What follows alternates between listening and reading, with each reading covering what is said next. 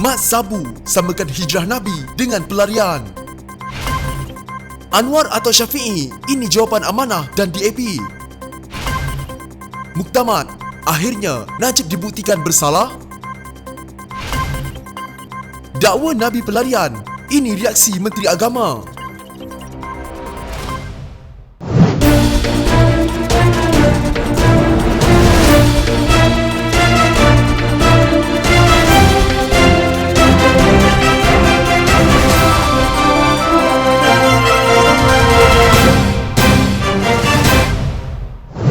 Islam ditegakkan oleh orang pelarian. Susulan sentimen anti warga asing termasuk terhadap pelarian, Presiden Amanah Muhammad Sabu mengingatkan bahawa tokoh-tokoh penting dalam Islam juga pernah menjadi pelarian. Ini katanya termasuk Nabi Muhammad yang harus melarikan diri dari Mekah ke Madinah setelah hidup baginda terancam. Muhammad juga menyebut Ja'far Abi Talib yang memimpin sekumpulan umat Islam yang dianiaya keluar dari Mekah ke Ethiopia untuk berlindung di kerajaan Kristian Aksum. Ada perkataan-perkataan buruk dikatakan terhadap pelarian, ancam nyawa mereka.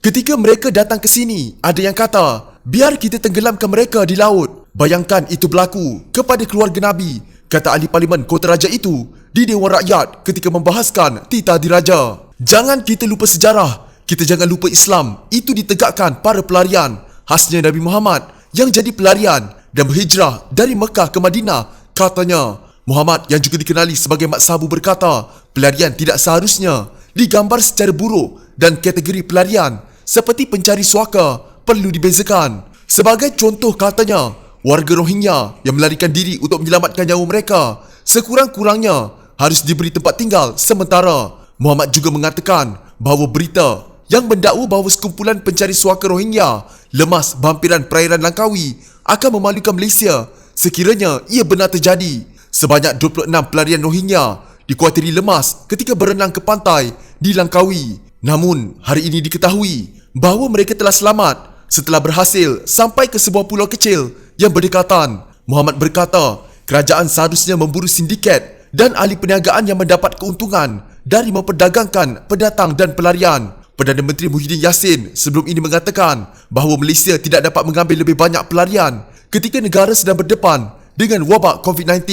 Pandemik tersebut telah mencetuskan gelombang sentimen anti warga asing termasuk terhadap pelarian kerana ketakutan mengenai virus itu merebak di kalangan rakyat di Malaysia. The Malaysian Insight sebelum ini melaporkan bahawa sekurang-kurangnya 700 pelarian Rohingya telah kehilangan tempat tinggal mereka di Kuala Lumpur sejak awal bulan ini. Free Malaysia Today pula melaporkan bahawa Dewan Bandaraya Kuala Lumpur telah memerintahkan tuan tanah untuk tidak menyewakan premis mereka kepada pendatang tanpa dokumen sejak hujung Mei. Malaysia tidak menandatangani Konvensyen Pelarian PBB yang menjadikan status pelarian tidak jelas di negara ini. Sementara itu, Ahmad Fadli Syari, PAS bahagian Pasir Mas, menyifatkan kenyataan Muhammad mengelirukan Dewan Rakyat. Nabi Muhammad bukan pelarian, katanya. Fadli berkata, ini kerana peristiwa hijrah di mana Nabi meninggalkan Mekah ke Madinah adalah atas undangan. Dia menambah bahawa Tuhan juga memerintahkan Muhammad untuk meninggalkan Mekah. Dia kemudian menuntut Presiden Amanah itu menarik balik kenyataannya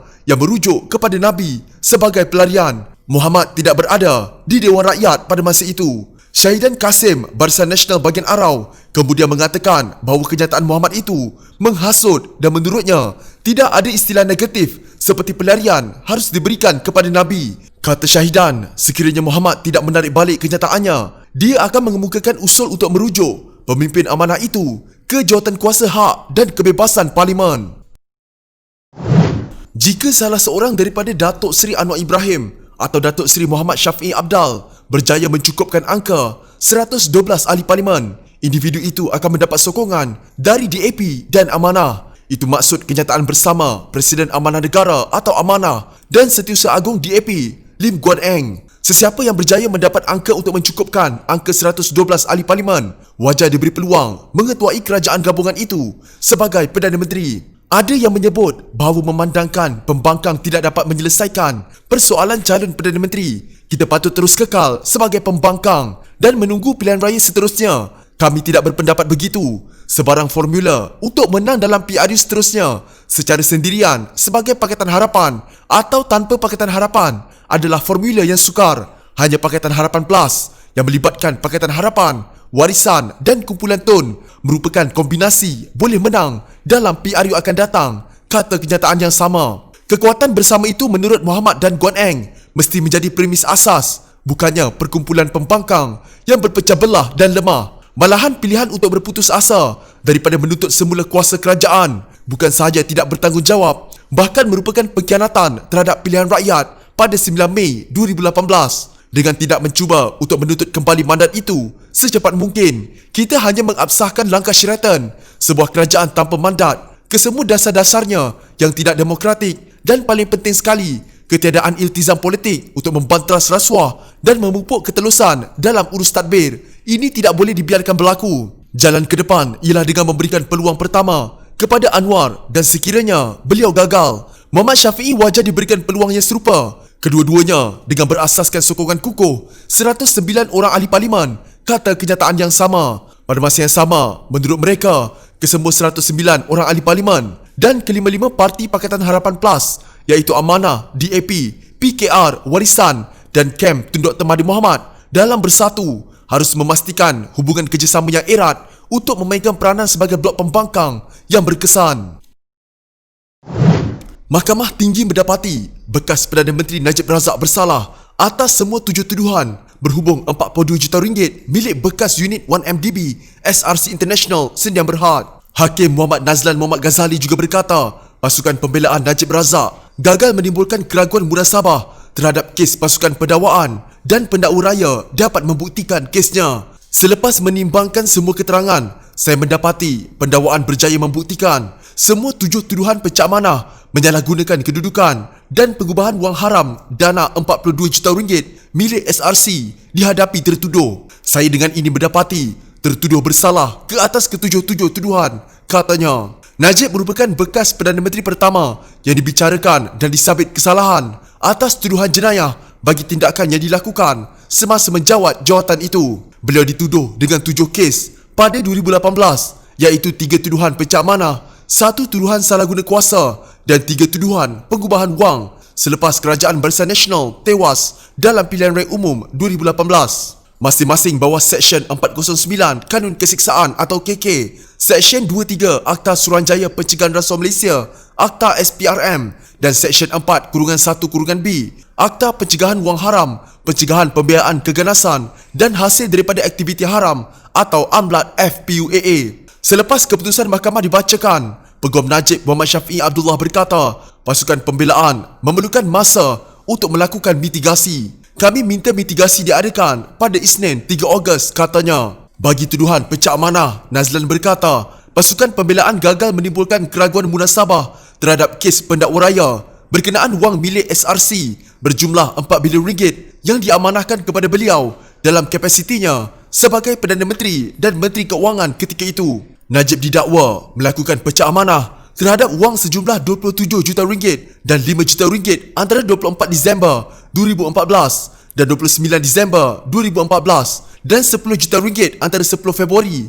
2015 dan 2 Mac 2015. Beliau dituduh melakukan perbuatan itu di M Islamic Bank Berhad, bangunan M Bank Group, nombor 55, Jalan Raja Chulan. KK memperuntukkan hukuman penjara maksimum 20 tahun dan dengan sebat dan boleh juga dikenakan denda jika sabit kesalahan. Bagi tuduhan salah guna kuasa, Nazlan berkata pasukan pembelaan gagal menimbulkan keraguan munasabah terhadap kes pendakwa raya berkenaan jaminan kerajaan bagi pinjaman berjumlah 4 bilion ringgit daripada kumpulan wang persaraan diperbadankan kepada SRC. Najib didakwa menggunakan jawatannya sebagai Perdana Menteri dan Menteri Keuangan untuk suapan bagi dirinya berjumlah 42 juta ringgit apabila beliau mengambil bahagian atau terlibat dalam keputusan bagi pihak kerajaan untuk memberikan jaminan bagi pinjaman itu.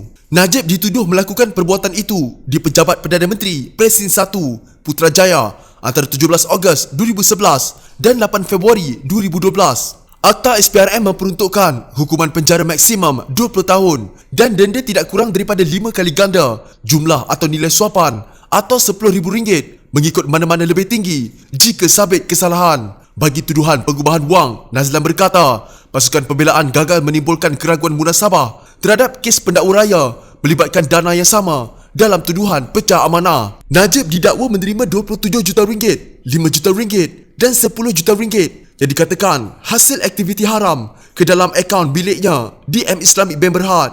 Najib didakwa melakukan kesalahan itu di M Islamic Bank Berhad, bangunan M Bank Group nombor 55, Jalan Raja Chulan antara 26 Disember 2014 dan 10 Februari 2015. Amlat FPUAA memperuntukkan hukuman denda maksimum 5 juta ringgit atau penjara tidak melebihi 5 tahun atau kedua-duanya jika sabit kesalahan.